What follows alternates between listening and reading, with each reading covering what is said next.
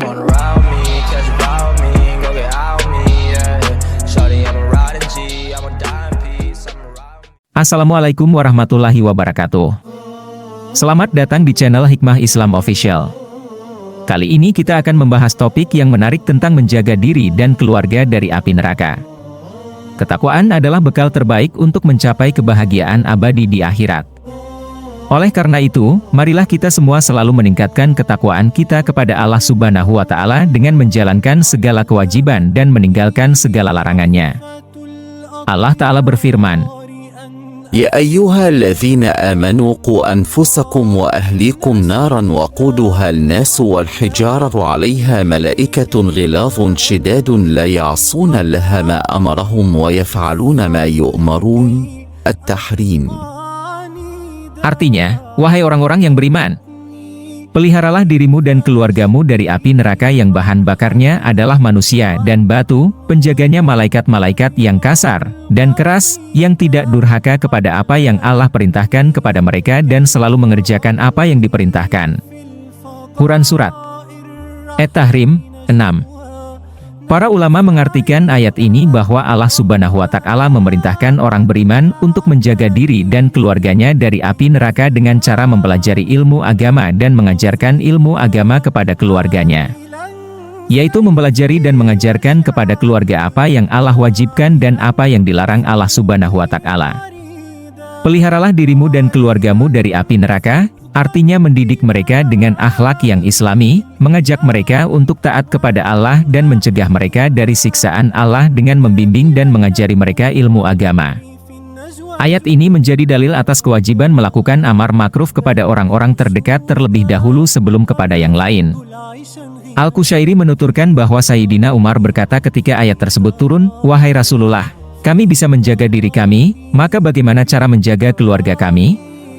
Rasulullah menjawab, تنهونهم عما نهاكم الله وتأمرونهم بما أمر الله. Artinya, mencegah mereka dari apa yang Allah larang atas kalian, dan memerintah mereka untuk melakukan apa yang Allah perintahkan. Sayyidina Ali menafsirkan ayat ini dengan mengatakan, علموها أنفسكم وأهليكم الخير. رواه الحاكم وصححه ووافقه الذهبي. Artinya, jagalah diri dan keluarga kalian dari api neraka dengan belajar dan mengajarkan kebaikan, ilmu agama, kepada keluarga kalian. Sedangkan sahabat Ibnu Abbas sebagaimana dikutip oleh Al-Qushairi menafsirkan, فقهوهم وأدبوهم. Artinya, pahamkanlah mereka terhadap ilmu agama dan ajarkanlah adab kepada mereka. Di antara wasilah untuk menjaga keluarga dari api neraka adalah memenuhi hak-hak mereka dan membantu mereka untuk berbuat kebaikan. Dalam hal ini, baginda Rasulullah Shallallahu Alaihi Wasallam bersabda, رحم الله والدا أعان ولده على بره. رواه ابن شيبة في مصنفه. Artinya, semoga Allah merahmati seorang ayah yang membantu anaknya melakukan kebaikan. Hr. Ibnu Abi Syaibah. Dalam kitab Al-Adab Al-Mufrad, Imam Al-Bukhari menulis, bab pengabdian ayah kepada putranya. Kemudian Al-Bukhari meriwayatkan dari Ibnu Umar bahwa ia berkata, mereka disebut abrar, orang yang berbakti, tidak lain karena mereka berbakti kepada ayah, orang tua, dan anak-anaknya, sebagaimana ayahmu, orang tuamu, mempunyai hak-hak yang harus kamu penuhi sebaik-baiknya. Anak memiliki hak yang harus kamu penuhi. Imam Al-Bukhari juga menulis dalam Al-Adab Al-Mufrad, bab adab dan pengabdian seorang ayah kepada anaknya. Kemudian Al-Bukhari meriwayatkan dari Al-Walid bin Numair bin Aus bahwa ia mendengar ayahnya berkata, para ulama salaf biasa mengatakan bahwa takwa adalah dari Allah dan adab adalah dari para bapak. Maka di antara pergudangan yang paling utama dalam menjaga anak dan keluarga dari api neraka adalah mengajarkan kepada mereka ilmu agama khususnya ilmu keyakinan Ahlus Sunnah wal Jamaah, melatih dan membiasakan mereka mendirikan sholat dan amal ibadah lainnya, mendidik mereka berakhlak mulia, menjauhkan mereka dari kehinaan dan mendidik mereka dengan ketat sehingga memiliki kekebalan dan benteng yang kuat dari godaan setan dan tipu muslihatnya. Orang tua bertanggung jawab dan dimintai pertanggungjawaban atas itu semua.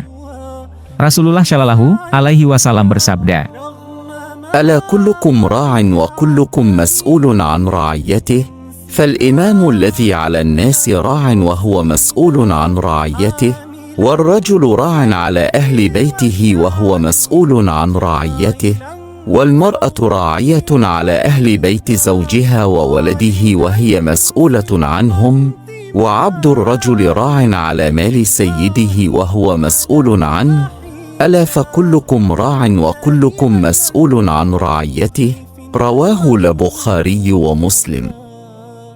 Artinya, ingatlah, setiap dari kalian adalah pemimpin dan masing-masing akan dimintai pertanggungjawaban atas apa yang ia pimpin.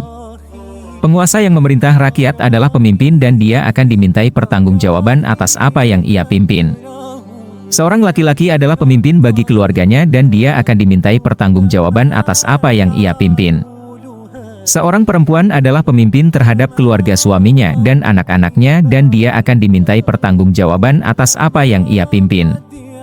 Budak seorang tuan adalah pemimpin terhadap harta tuannya dan dia akan dimintai pertanggungjawaban atas apa yang ia pimpin. Ingatlah, setiap dari kalian adalah pemimpin dan masing-masing akan dimintai pertanggungjawaban atas apa yang ia pimpin. HR Al-Bukhari dan Muslim. Oleh karena itu, seorang ayah seharusnya mengkhawatirkan anak-anaknya dari panas dan dingin api neraka jahanam. Dengan demikian, ia akan berusaha keras untuk memberi mereka pendidikan Islam.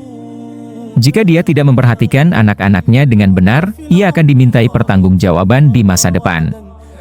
Rasulullah Shallallahu Alaihi Wasallam bersabda, Inna Allaha sa'ilun kulla ra'in amma istara'ah, ahafidha am dayya, hatta yas'ala ar-rajula an ahli baitih, akhrajahu Ibnu Hibban fi sahihih. Artinya, sesungguhnya Allah akan memintai pertanggungjawaban kepada setiap pemimpin atas apa yang Allah amanatkan kepadanya untuk dipimpin, apakah ia dapat memimpin dengan baik ataukah sebaliknya. Bahkan Allah juga meminta pertanggungjawaban kepada seseorang mengenai keluarga yang ia pimpin. HR Ibnu Hibban. Hasil dari pendidikan yang baik yang diberikan orang tua kepada anak-anak mereka adalah perlindungan mereka dari sikap melampaui batas, ekstremisme, dan radikalisme, serta dari perilaku, akidah, dan pemikiran yang menyimpang.